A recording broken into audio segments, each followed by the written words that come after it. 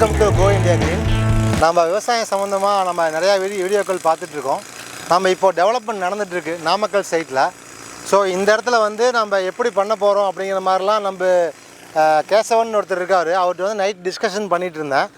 அந்த மேப்பெல்லாம் auto கேரில் map போடுறது, அப்புறம் எந்தெந்த வேலை எப்படி செய்யணும் அப்படிங்கிறதான் டிஸ்கஷன் பண்ணிகிட்டு இருந்தேன். அப்புறம் அவனும் நிறையா டவுட்டு கேட்டான். எப்படி இந்த வேலை ஏன் செய்யணும், எதுக்கு செய்யணும்னு நிறையா கேள்விகள் கேட்டான். அது விஷயமாக நானும் எக்ஸ்பிளைன் பண்ணலான்ட்டு இருந்தேன். இப்போ தம்பி வேலையை முடிச்சுட்டு வந்துட்டாப்புல. என்ன டவுட்டுன்னு கேட்போம். உங்களுக்கும் அந்த டவுட் வந்திருக்கும். அதை விஷயமாக நாம் நிறையா டிஸ்கஷன் பண்ணலாம்.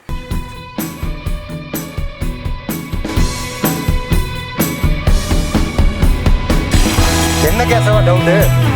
நேற்று நைட் நம்ம டிசைனிங் ஆட்டோ கார்டு போட்டோம்னா, ஆமாம், அதில் வந்து பார்த்தீங்கன்னா நம்ம கல் எடுக்கிறது, அப்புறம் ஃபென்சிங் ஒர்க்கு எல்லாம் பிளான் பண்ணியிருந்தோம். அதில் வந்து என்ன டவுட்னா, இப்போ முதல் டவுட்டு, கல் எதுக்காக எடுக்கிறோம், அதோட பர்பஸ் என்ன?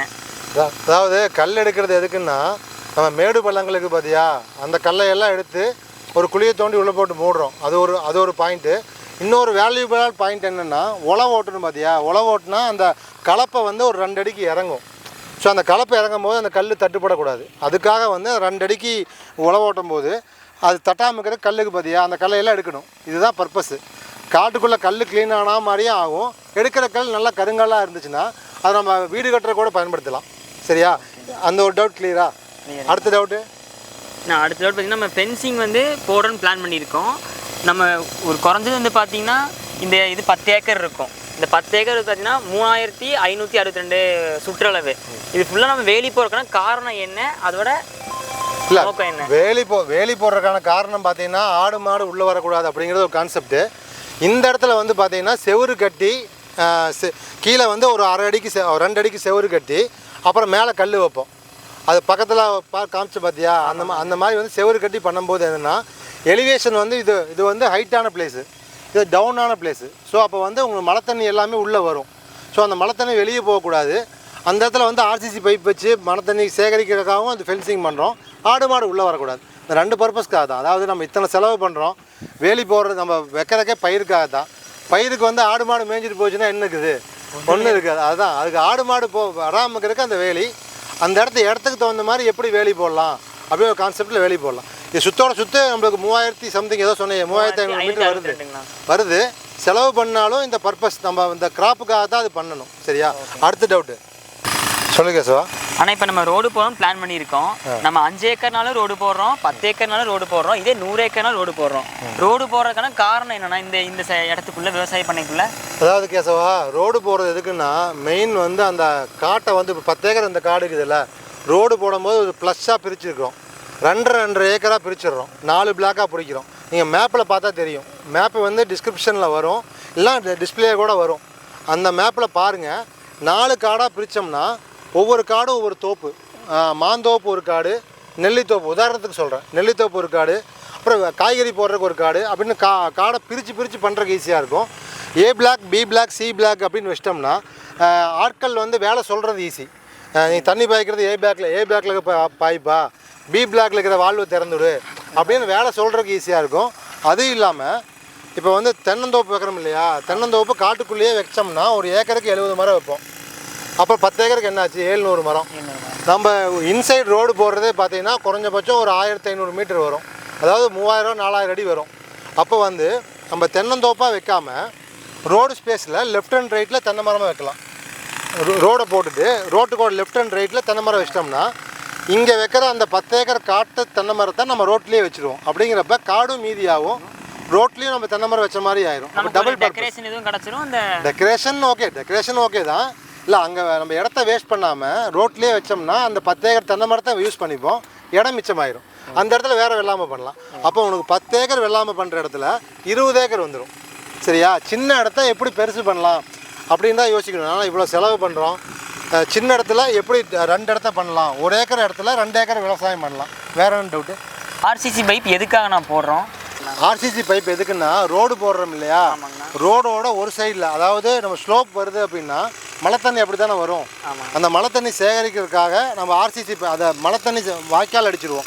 அந்த வாய்க்காலில் தண்ணி வச்சு இந்த ரோடை கிராஸ் பண்ணணும் இல்லையா.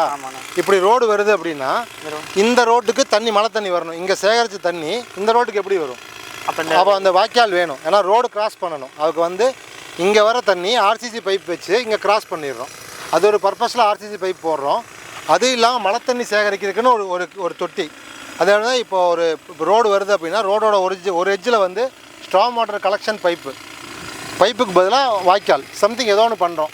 பண்ணிவிட்டு ஒரு 10க்கு 10 குழி எடுத்துகிட்டு, இப்போ இது ஹைட்டான இடம், இது லோவான இடம் அப்படிங்கிறப்ப மழை தண்ணி எங்கே வரும்? கீழே தான் வரும். அப்போ வந்து அக்ராஸ் த ஸ்லோப் வந்து ரோடு போட்டு மழை தண்ணி சேகரிக்கிறத இந்த ரோடு எங்கே பள்ளமாகுதோ அந்த இடத்துக்கு மழை தண்ணி சேகரித்து கொண்டே வச்சோம்னா வாட்டர் டேபிளும் இன்க்ரீஸ் ஆகும். காட்டுக்கு வந்து தண்ணியை சேகரித்த மாதிரி ஆயிரும். நம்ம காட்டில் பெய்கிற தண்ணி வெளியே எங்கேயும் போகாது. அதுக்கு தான் வந்து அந்த road formation, strong water drainage, அப்புறம் வந்து அந்த மழை தண்ணி சேகரிப்பு இதெல்லாம் பண்ணுறது மழை தண்ணி சேகரிக்க தான். விவசாயத்துக்கு முக்கியமே மண்ணும் தண்ணியும் தான். மண்ணை பாதுகாக்கிறதுக்கு எல்லா வேலையும் பண்ணிட்டு இருக்கிறோம். தண்ணி பாதுகாக்கிறதுக்கு நம்ம வேலையே செய்கிறதில்ல. மழை தண்ணியை எந்த அளவுக்கு சேகரிக்கிறோமோ அந்த அளவுக்கு பெஸ்ட்டு. ஃப்யூச்சரில் வந்து தண்ணி கிடைக்காதோ மழை தண்ணி வச்சு தான் விவசாயம் பண்ணணும். நம்ம முன்னோர்கள்லாம் அப்படி தான் பண்ணாங்க. மழை பெஞ்சால் தான் விவசாயம் பண்ணுவாங்க. கேள்விப்பட்டிருக்கியா? உழவு ஓட்டுறது எல்லாமே அப்படி தான் பண்ணுவாங்க. இனிமேல் வருங்காலத்தில் அந்த மாதிரி தான் நம்ம பிளான் பண்ணணும். ஓகேவா? அடுத்தது என்ன ஃபார்ம் டெவலப்மெண்ட்டு மொத்த யூஸ் எதுக்குன்னு போட்டுக்கிறியா? இந்த வேலை செய்கிறது எதுக்குன்னு கேட்குறேன். மொத்தமாக பார்த்தீங்கன்னா நம்ம கல் எடுக்கிறோம், அந்த மழைநீர் சேகரிப்பு பண்ணுறோம், எல்லாம் பண்ணுறோம். இதெல்லாம் எதுக்காக பண்ணுறோம்? இதனால் நமக்கு என்ன யூஸு?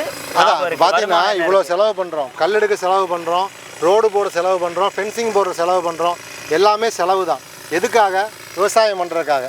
ஸோ அப்போ இந்த இடத்த வந்து இந்த மாதிரி ஒரு டிசைன் பண்ணி என்ன மண் வளர்க்கலாம், சாயில் டெஸ்ட் பண்ணி, வாட்டர் டெஸ்ட் பண்ணி, இந்த மண்ணுக்கு என்ன கிராப் வரும் அப்படின்னு வச்சுட்டு பண்ணோம்னா இன்கம்காக தான் பண்ணுறோம். சரியா? இவ்வளோ செலவு பண்ணுறோம், நம்ம என்ன இன்கம் எடுக்கணும் அதை நோக்கி தான் போகணும். ஓகேவா? இந்த இடத்த பண்ணும்போது தோப்பாக பண்ணலாம், அப்புறம் காய்கறியாக பண்ணலாம். இந்த மாதிரி கற்கள் இல்லாமல் பண்ணால் ஆர்கானிக்காக போகணும்னா சொல்ல.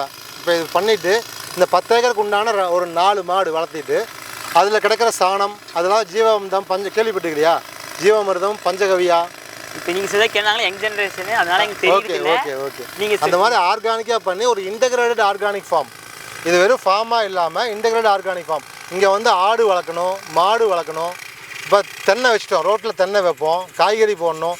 அதாவது ஒரு 10 ஏக்கர் இடத்துல ஒரு 100 ஏக்கர் இடத்துல என்ன விவசாயம் பண்ணுறோமோ அதை வந்து 10 ஏக்கரில் பிளான் பண்ணணும். அப்போ தான் செலவு பண்ணுற காஸ்ட்டுக்கு நம்ம இன்கம் எடுக்க முடியும். ஓகேவா? 10 ஏக்கர் காட்டை எப்படி 20 ஏக்கராக மாற்றலாம், 30 ஏக்கராக மாற்றலாம் அப்படிங்கிற அந்த ஒரு இடத்த வச்சுட்டே நம்ம யூஸ் பண்ணிக்கணும். சரி, எல்லா டவுட்டும் கிளியரா? கிளியருங்க. ஓகே. கிட்டாச்சி எங்கே ஓடணும், ஜேசிபி எங்கே ஓடணும், இந்த இடத்துக்கு எந்த மிஷினரிஸ் யூஸ் பண்ணலாம் அப்படிலாம் ஐடியா கிடச்சிருச்சுங்க.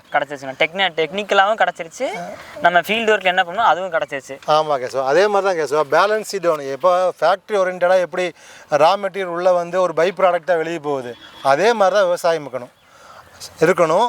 ஜீரோ பட்ஜெட்னு கேள்விப்பட்டு நம்மாழ்வார், சுரேஷ் பாலேக்கர் அவங்களாம் ஜீரோ பட்ஜெட்டும்பாங்க. எந்த பொருளும் உள்ளே வரக்கூடாது, இங்கிருந்து தான் பொருள் வெளியே போகணும். ஜீரோ பட்ஜெட்னா என்ன கான்செப்ட்னா, நம்ம மாட்டு சாணம், அப்புறம் வந்து ஆட்டு சாணம் இதெல்லாம் போட்டு நம்ம விவசாயம் பண்ணிவிட்டு இந்த யூரியா, பொட்டாசு இந்த மாதிரி பொருளெல்லாம் வெளியேருந்து வாங்காமல், எந்த இன்புட்டுமே வெளியேருந்து வரக்கூடாது. இயற்கை ஆர்கானிக்குன்னு பண்ணுறாங்க, ஆனால் வந்து வெளியே வந்து ஜீவாமிர்தம் பஞ்சாயத்து விலைக்கு வாங்கி ஊற்றுறாங்க. அது பண்ணக்கூடாது. நாம்ளே ஆடு வளர்க்கணும், மாடு வளர்க்கணும், கோழி வளர்க்கணும். அது உள்ளால எச்சத்தை போட்டு அதுக்குண்டான விவசாயம் பண்ணணும். இதுதான் வந்து ஜீரோ பட்ஜெட்டும்பாங்க. எந்த இன்புட்டும் உள்ளே கொண்டு வரலாமல் அவுட்புட் மட்டும் வெளியே போகணும். இந்த மாதிரி பண்ணும்போது முடிஞ்ச அளவுக்கு இயற்கை முறையில் உங்களுக்கு வந்து விவசாயம் பண்ணலாம். விவசாயத்தை நம்ம ஊக்குவிக்கிறோங்கிற கருத்தை தெரிவிக்கிறோம். பண்ணணும், கண்டிப்பாக விவசாயம் பண்ணணும். இப்படி வந்து நிறைய பேர் சொல்லித்தரணும். இப்போ நீ முடிஞ்ச அளவுக்கு கற்றுட்டேன், லேண்ட் லெவலிங்லாம் கற்றுட்டேன், விவசாயத்தை பற்றி அடுத்தடுத்து பண்ணமோ உனக்கு தெரிஞ்சுப்பேன். சரியா? உனக்கு அடுத்த வர ஜென்ரேஷன் நீ தான் சொல்லி தரணும். கண்டிப்பாக இயற்கை விவசாயங்கிறத வந்து நம்ம மூச்சா பண்ணணும். சரியா? டவுட்லாம் ஓகே தானே? 6 பாயிண்ட் எழுதிக்கிறேன். 6 பாயிண்ட் கிளியர் தானே? கிளியர்ண்ணா. எதுக்கு விவசாயம் பண்ணுறோன்னு இப்போ தெளிவாக ஓரளவுக்கு புரிஞ்சிருக்கு உனக்கு? புரிஞ்சிருச்சுண்ணா. ஆமாம், சொல்ல மறந்தேன். நீங்கள் உன்னை இன்ட்ரோ பண்ண மறந்துட்டேன். உன் பேர் சொல்லு. என் பேர் கேசவன்ண்ணா. என்ன படிச்சிருக்கிறேன்? நான் பிஏ எக்கனாமிக்ஸ்ண்ணா.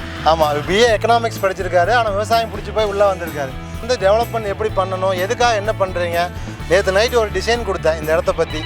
அதில் வந்து ஒரு 6 பாயிண்ட் நோட் பண்ணிவிட்டு அதுக்கு சந்தேகமெல்லாம் கேட்டாப்புல சந்தேகத்தை நிவர்த்தி பண்ணிக்கிட்டு ஓரளவுக்கு புரிஞ்சுதில்ல? புரிஞ்சு. லேண்ட் லெவலிங்க இந்த நம்ம தோட்டத்தை எப்படி கட்டமைக்கிறதுங்கிறத ஒரு புரிதல் கொடுத்துருக்கீங்க. ஆமாம். இதுக்கப்புறம் தொடர்ந்து வீடியோ பண்ணுவோம். இதில் பிளான்டேஷன் பண்ணுவோம். அதையும் அதை பற்றி உனக்கு எக்ஸ்பிளைன் பண்ணுறேன்.